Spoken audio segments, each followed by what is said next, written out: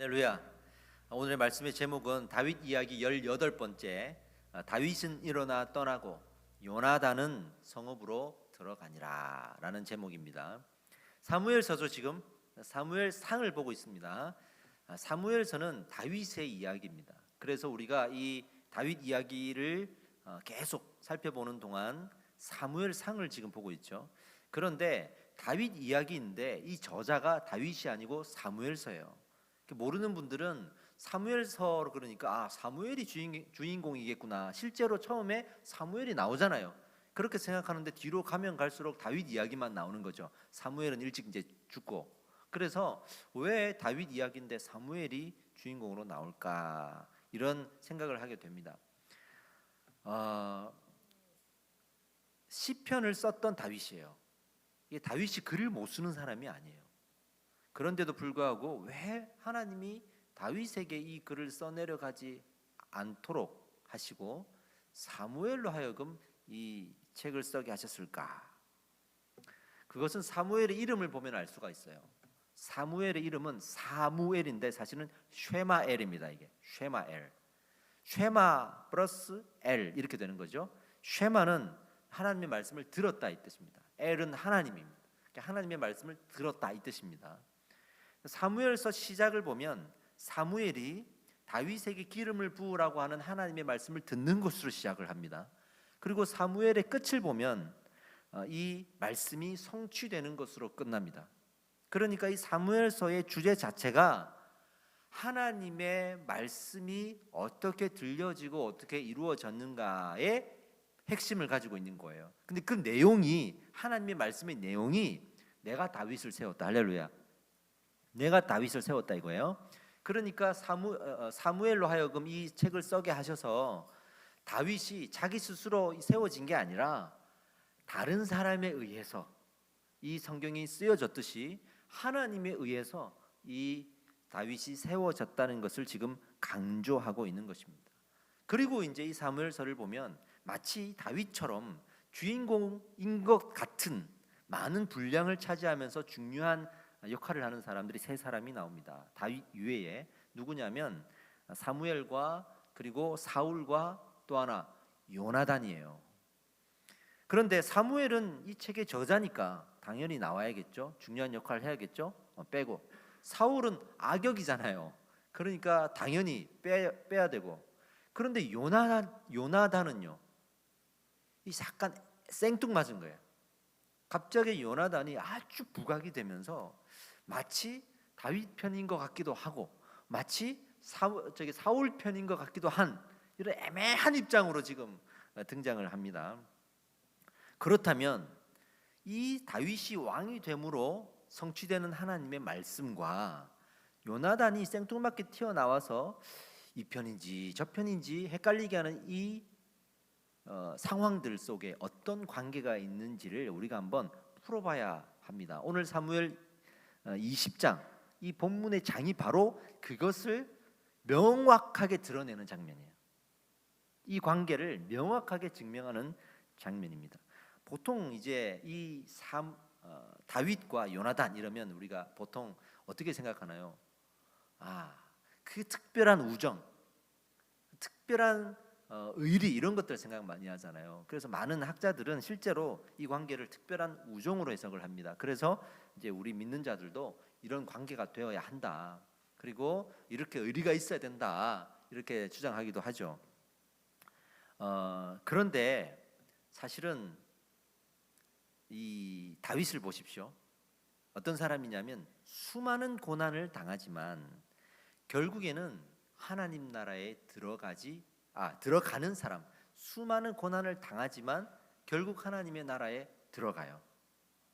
그런데 사울을 보십시오. 죄 때문에 하나님 나라에 들어가지 못하는 사람이 돼요. 사울은.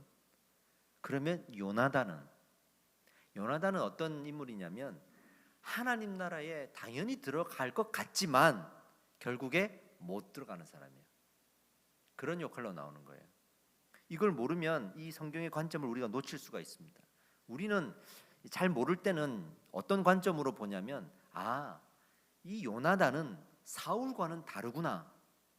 그러니까 좀 낫구나. 이렇게 생각했단 말이죠. 근데 이 관점을 알고 성경을 보면 그게 아니고 아무리 요나단이 좋은 면이 많아도 다윗과는 또 다르구나 이렇게 보이는 거예요.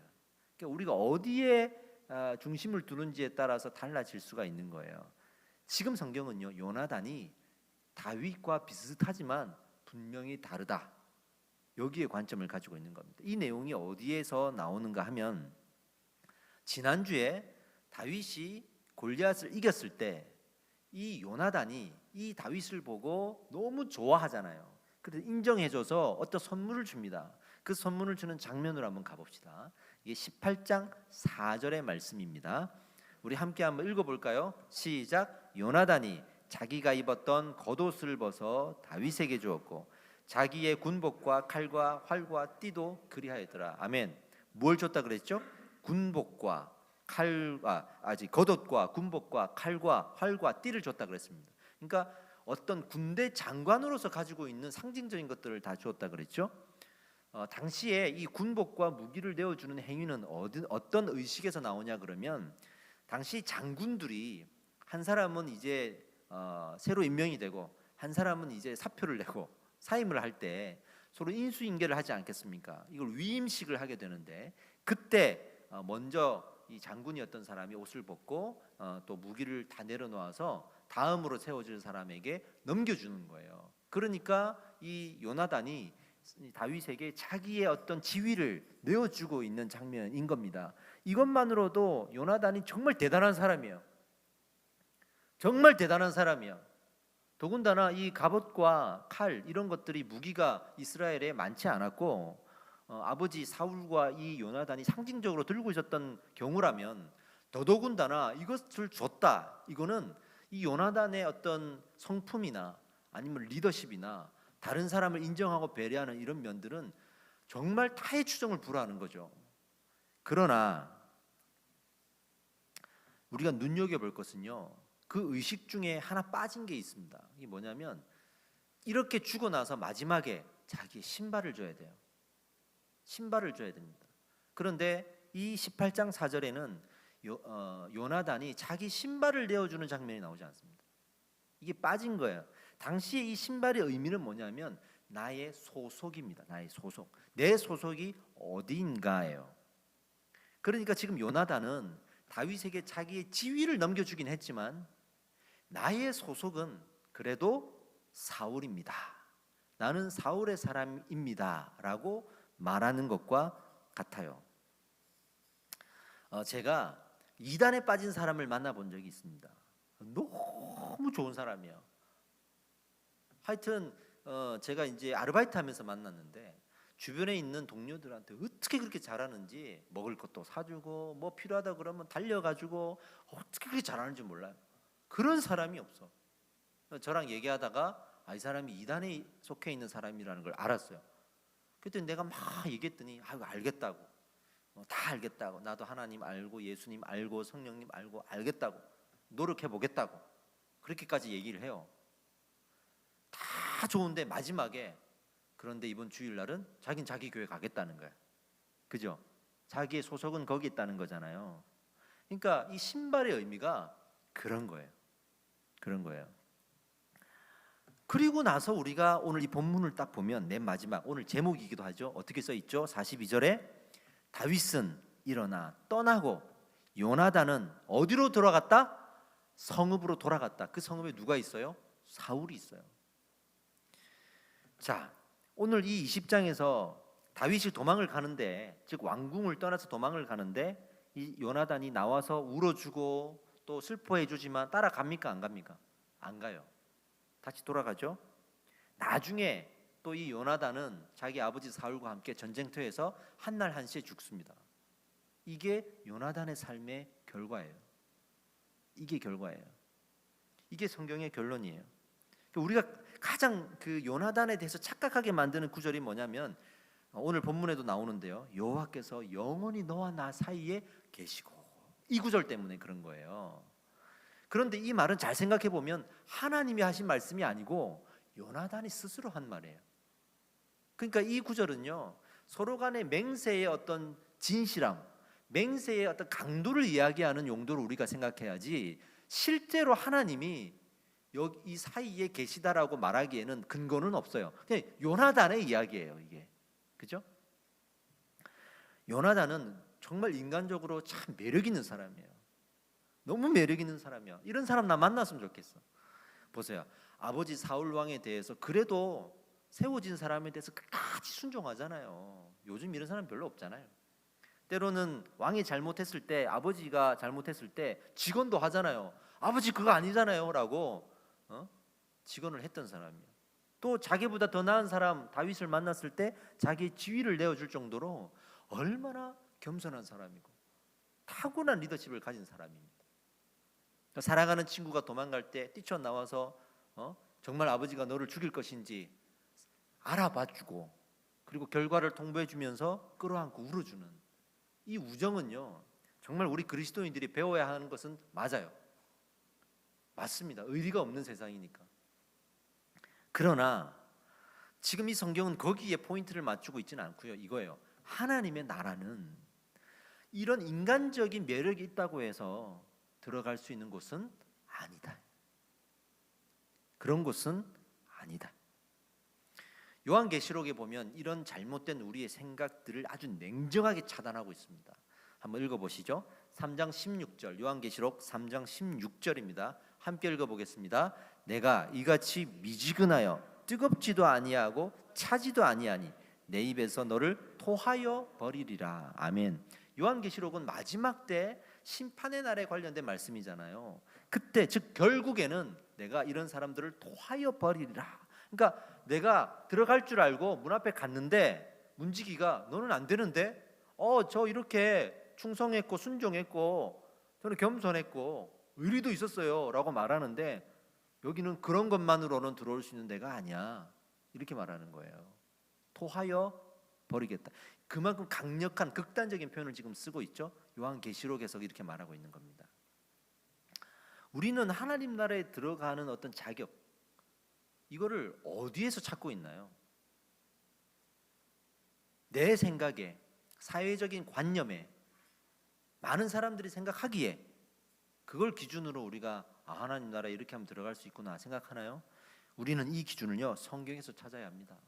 할렐루야. 어느 날 내가 하나님의 음성을 들었다고, 내가 어느 날 꿈을 꾸었다고, 내가 어느 날 환상을 보았다고, 그것만으로 하나님 나라에 들어간다고 생각하시면 큰 착각입니다.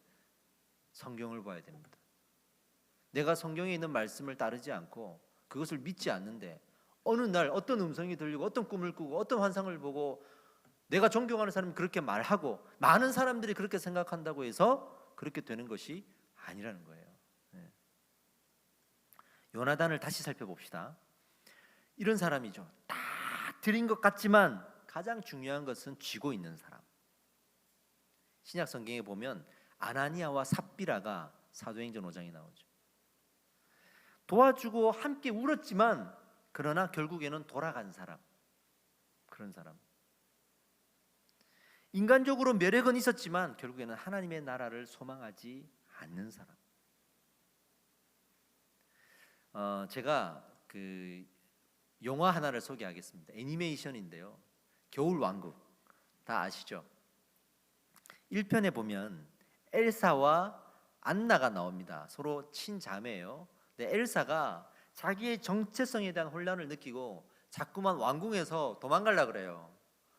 그러니까 이 동생인 안나는 그게 안타까운 거야. 그래서 자꾸만 가지 말라 그러고.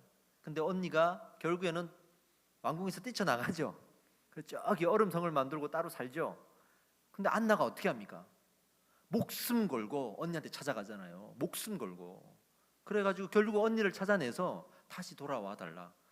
당신이 있어야 될 곳은 왕궁이다. 나 괜찮다. 우리도 다 괜찮다. 우리가 다 당신을 원한다. 이렇게 얘기하잖아요.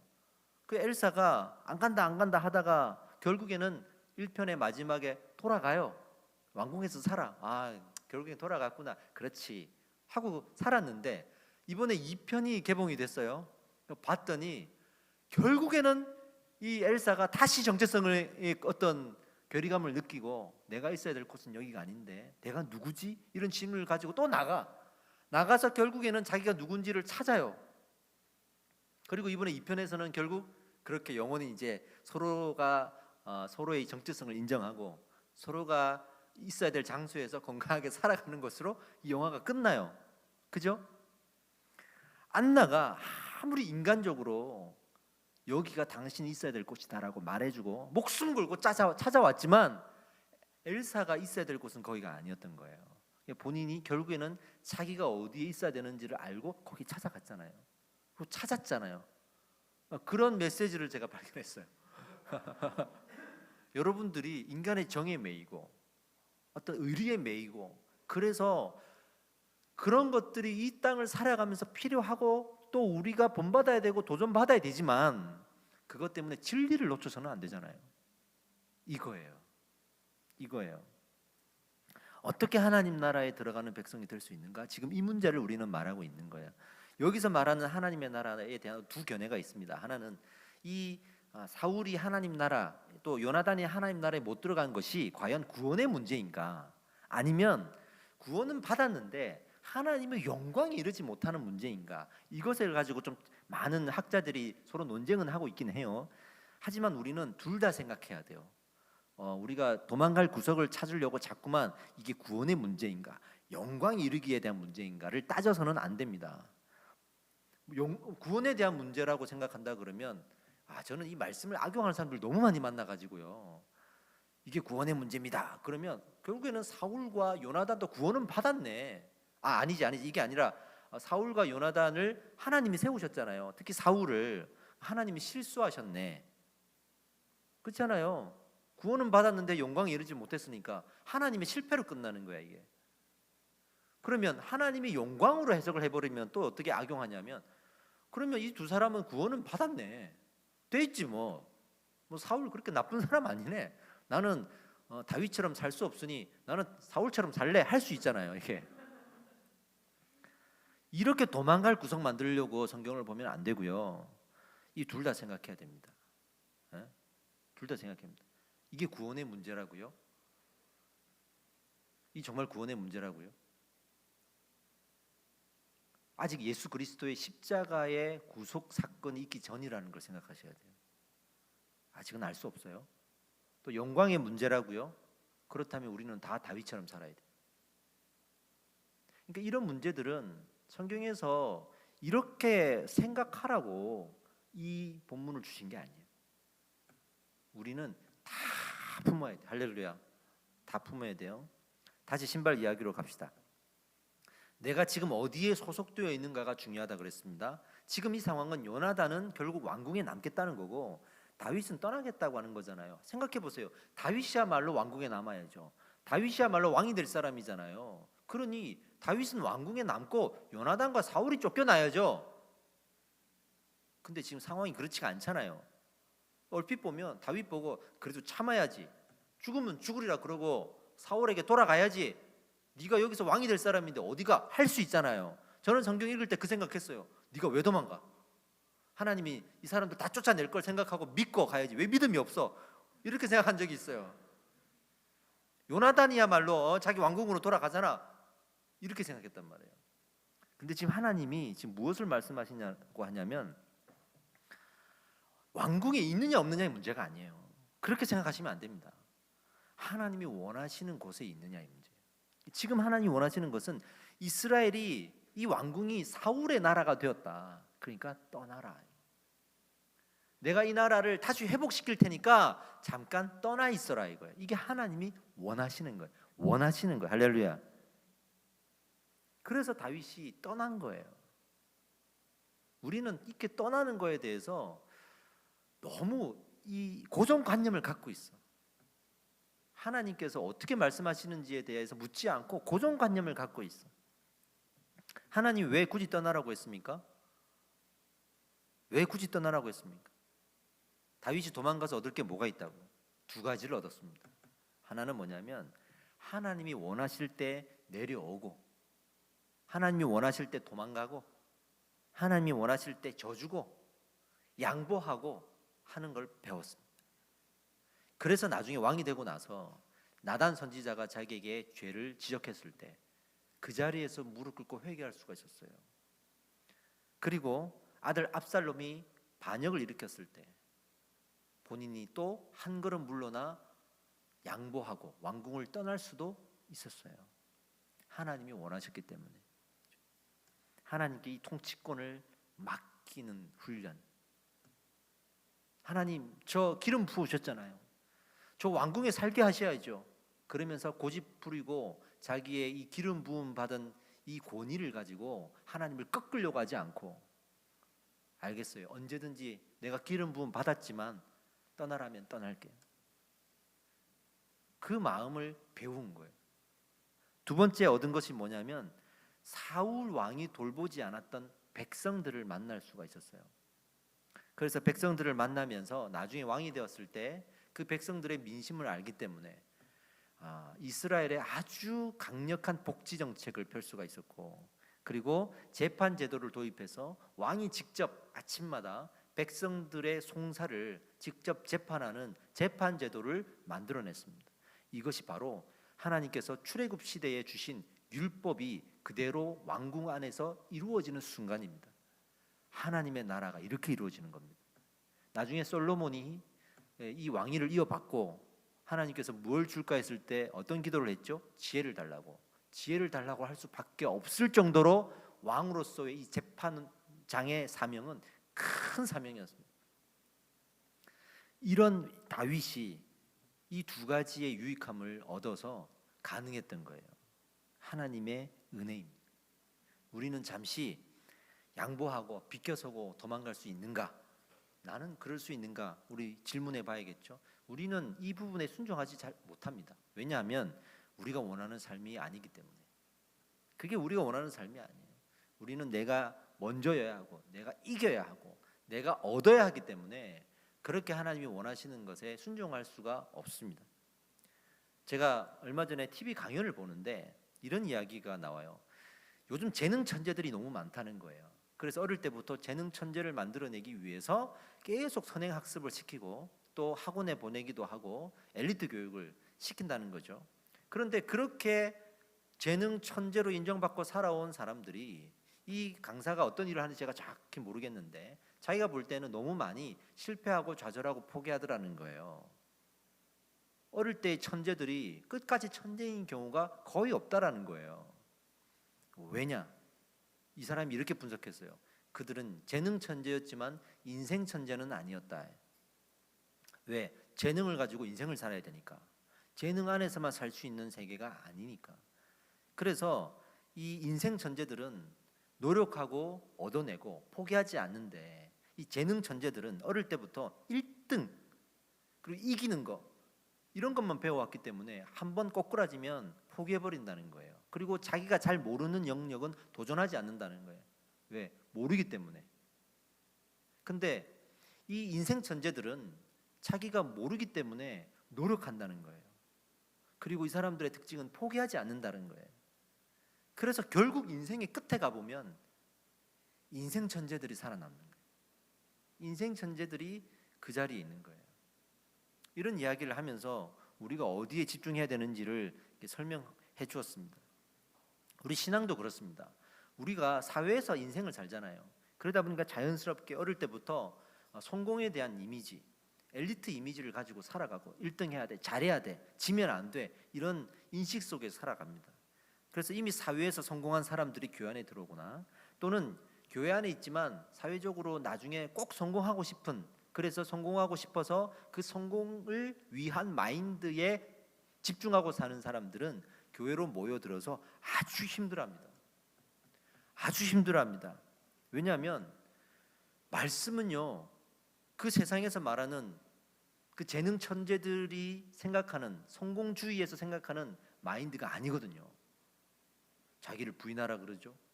자기를 내놓으라 그러죠. 통치권을 내놓으라 그러죠. 우리는 죄인이라 그러죠. 때로는 실패하고 이게 질 것 알면서도 순종하라 그러죠. 이게 남는 게 없고 계산이 안 떨어지는데 그렇게 하라 그러죠. 그러니까 이해가 안 되는 거예요. 말씀은요, 은혜로만 깨달을 수가 있어요. 이 신앙에는, 이런 말이 좀 적합한지 모르겠지만, 이 신앙의 천재가 필요한 거예요. 이걸 우리는 신앙에 성숙한 사람이라고 표현하겠죠. 물론 다윗도 재능 천재였습니다. 제가 지금까지 다윗을 소개하면서 많은 재능적인 탁월함들을 소개했잖아요. 그러나 다윗은 왕이 될 사람이잖아요. 그러니까 한 나라의 왕이 되는데 그 정도 달란트 있어야 되지 않겠습니까? 믿음만 있다고 무능한 사람을 세울 수는 없잖아요. 근데 특별한 사람이고 구원과 관련이 없는 사람 상황이고, 우리는 다 왕이 될 사명은 아니잖아요. 우리가 다 한 나라의 대통령이 되고 장관이 되고 총리가 되고 할 사람들은 아니잖아요. 각자의 영역이 있는 사람들이니까 그 영역 안에서 우리가 최선을 다하고 재능을 가지려고 해야겠죠. 다 다윗처럼 재능이 있을 수는 없어요. 그게 하나님 나라의 필수 조건도 아니에요. 지금 하나님 나라의 필수 조건은 뭐냐면 하나님 편에 확실히 서 있는 사람, 하나님께 확실히 순종하는 사람, 이런 사람이 하나님 나라에 들어가는 사람이에요. 할렐루야입니다. 신발까지 다 벗은 사람, 신발까지 다 내어드린 사람이 하나님 나라에 들어갑니다. 이제 알겠어요. 왜 출애굽 시대에 여호수아한테 하나님이 내 발에 신을 벗으라 했는지, 왜 예수님 발 앞에 와가지고 그 발에 향유를 부인 여인에게 이 여자가 행한 일을 기억하라고 하셨는지, 왜 이 신발이 중요한지 이제 알게 되는 거죠. 오늘 우리가 이제 결단해야 됩니다, 여러분. 하나님 나라와 세상 나라 앞에서 나는 어디에 소속되어 있는가? 몸은 여기에 와 있는데, 몸은 지금 예배를 드리고 있는데 나는 어디에 소속되어 있는가? 이거를 누구한테 가서 물어보면 되는지 하면, 여러분 직장 동료한테 가서 물어보면 됩니다. 야, 너 가짜잖아. 네가 무슨 믿는 사람이야? 이런 얘기하면 내 소속은 거기 있었던 거예요. 우리 청소년들은 엄마한테 물어보면 돼. 엄마, 내 소속이 어디야? 넌 집이야. 넌 세상 나라야. 제발 좀 하나님 좀 믿어. 이런 얘기 들으면 내가 소속이 거기에 있는 거야. 그러고 살고 있지 않는가? 여러분은 어떤 인생을 살고 싶습니까? 저는 이렇게 도전하고 싶습니다. 세상 나라의 신을 벗으십시오. 할렐루야. 그 신을 벗으십시오. 그랬을 때 우리 안에 평안이 임합니다. 저도 지금 그런 훈련을 받고 있는 것 같아요. 제가 하고 싶은 게 얼마나 많은지 아세요? 진짜 저는 많은 걸 해본 사람이에요. 아시잖아요. 이 젊은 나이에 저도 뭐 교회도 또 어떤 사역기관에도 학교에서도 있어보고 다 해봤잖아요. 정말 원 없이 해봤어요. 사역이라는 건. 덕분에 우리가 가정을 좀 못 챙기고 제가 그랬지만 원 없이 해봤어요. 지금도 머릿속에는 이러면 저래야 되고 저러면 저래야 되고, 뭐 하나 하더라도 제대로 해야 되니까 이렇게 해야 되고, 뭐 하나 할 때마다 이건 아닌데 이건 더 해야 되는데 왜 제 머릿속에 이런 게 없겠어요. 근데 저는 내려놓는 걸 지금 연습하고 있어요. 이게 안 되어도, 이게 부족해도, 이게 마음에 안 들어도 하나님은 지금 뭘 원하시는 건가? 이걸 연습하고 있는 것 같아요. 끊임없이 일주일에도 정말 수십 번 수백 번 저는 내려놓는 연습을 하고 있는 것 같습니다. 그래서 감사해요. 이제는 너무 감사해요. 내려놔도 되는구나 하는 생각이 듭니다. 제가 이렇게 부교육자로 있을 때, 부목사로 있을 때 한 달 동안 쉬어본 적이 있어요. 이제 교회를 개척하기 직전에 한 달을 쉬었습니다. 한 주, 두 주 쉴 때는요 몸이 근질근질해. 그냥 이래도 쉬어도 되나? 사람들이 나를 어떻게 생각할까? 그리고 마치 집에 있으면 패배자가 된 느낌? 내가 뭐 뒤처지는 것 같아. 이러고 있으면 안 되는데 막 몸이 근질근질, 밖에 나가서 뭐라도 해야 될 것 같고, 막 이게 이제 일중독 걸린 사람들이 그러잖아요. 근데 이제 보름이 지나고 한 3주 정도 쭉 가니까 조금씩 이게 쉬는 게 이런 거구나를 조금 알게 되겠더라고. 내가 쉬어도 되는구나. 내가 쉬어도 세상은 잘 돌아가는구나. 내가 쉬어도 내가 괜찮구나. 내가 쉬어도 하나님이 괜찮다 하시는구나를 조금씩 느끼는 거예요. 사람은 위치 종속적이라 그러죠. 그 위치에서 그 종속되어 있으면 매이게 돼요. 근데 잠깐 그 위치에서 떠나서 자기를 돌아보는 시간이 그래서 필요한 거예요. 그래서 우리가 쉼이 필요한 거예요. 이거를 내려놓는 것이 너무 중요해요. 하나님이 그래서 나에게 이런 쉼을 주시는구나 하는 생각이 들었어요. 다윗이 지금 도망갔잖아요. 그 도망가면서 이 나라의 통치가 사람의 인간의 힘으로는 안 되는구나. 내가 왕이 되는 일이 나의 노력으로는 되는 게 아니구나를 느꼈을 거예요. 다윗이 그걸 느끼고 왕이 된 거예요. 우리 인생에 고난을 겪고 있습니까? 고난 당하고 있습니까? 내가 할 수 있는 게 없다는 것을 이제 얻어야 될 시간입니다. 그리고 하나님께 기도해야 될 시간입니다. 예수님 발 앞에 드디어 향유 옥합을 부어버리십시오. 내 발에 신을 벗어버리십시오. 그랬을 때 하나님이 역사하게 될 줄 믿습니다. 말씀을 마무리하겠습니다. 한 남자가 있었습니다. 너무 한 여자를 사랑했습니다. 아버지가 와서 헤어지라고 말합니다. 그 여자하고 헤어져. 너는 헤어져야 돼. 절대로 만나서는 안 돼. 이 남자가 사랑해서 못 헤어지겠다고 떼를 쓰고 고집을 피웁니다. 그 여자와 너무 깊이 정이 들었고 그 여자가 나를 너무 사랑하고 해준 것도 너무 많고 내가 미안해서라도 나는 못 헤어집니다. 근데 아버지가 이렇게 얘기했어요. 그런데 그거 불륜이잖아. 이렇게 얘기하는 거예요. 네가 원래 있던 자리로 돌아와야지. 우리는요 당장의 것들만 생각하면 이 세상이 너무 좋아요. 내게 해주는 게 너무 많아. 돈 안 벌고 어떻게 살아갑니까? 대출 안 받고 살아갈 수 있는 사람이 있어요?